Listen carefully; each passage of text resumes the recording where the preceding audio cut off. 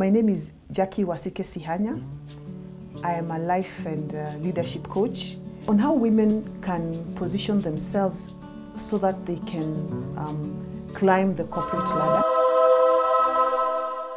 As with everything else in life, in order for you to achieve what you desire, you have to start by understanding very clearly where you want to go.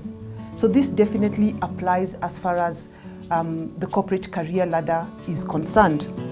But just to be very brief, I think that there are basically three things that women should pay particular attention to. I call them the three Qs: IQ, EQ, and PQ. IQ stands for intelligence quotient, as you know, EQ for emotional quotient, and PQ is for political quotient.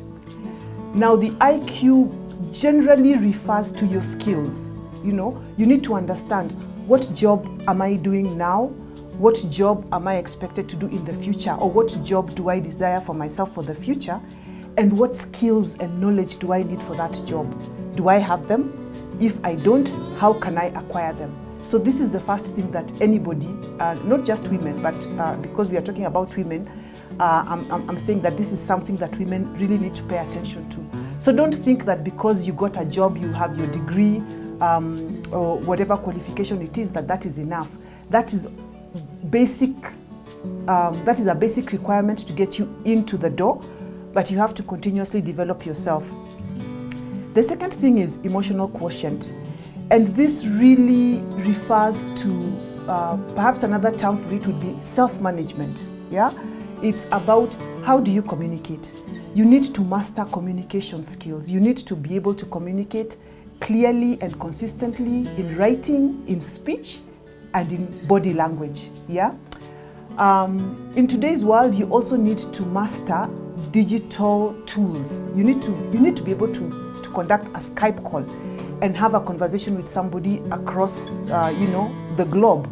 You need to be comfortable with that. You need to understand how you can use social media to promote your career. But you also need to be able to express yourself, to articulate yourself in such a way that people trust you and gain confidence in you, so that if it's a matter of giving you a promotion, whoever is deciding that feels confident that you are somebody who can do the job.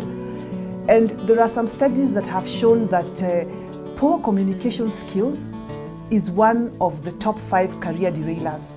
So communication is critical. And this is a part of emotional quotient. But another part of emotional quotient is interpersonal relationships. How do you get on with people at work? Now, you don't have to love everybody that you work with, but you need to be able to work with them. How do you contribute as far as being a team player? Do you play your part, or do you make excuses and let other people do more than they should do? Or are you also the kind of person who is taking on more than you ought to, and therefore not delivering good results? So interpersonal relationships are also important. Managing your personal issues, separating them from work, is also important. And this is all part of EQ. The third Q, as I said, is what we call the political quotient. It's my view that politics exists everywhere. I mean, even in families. So understanding the politics around the corporation is important. And the politics is, number one, knowing who influences which decision and what side of that influencer are you. So making sure that you build the necessary networks, but also making sure that you're on the right side of politics depending on the issue at hand. Political quotient is also understanding when you should speak up and when you should not. Yeah, because sometimes not speaking up is the right thing to do, but sometimes you have to speak up. But when you speak up, make sure that your message is right for the moment. But also, political quotient is also about understanding what are your strengths and what are your weaknesses, and if you have to make a choice, which one is going to serve whatever ambitions you have in the organization.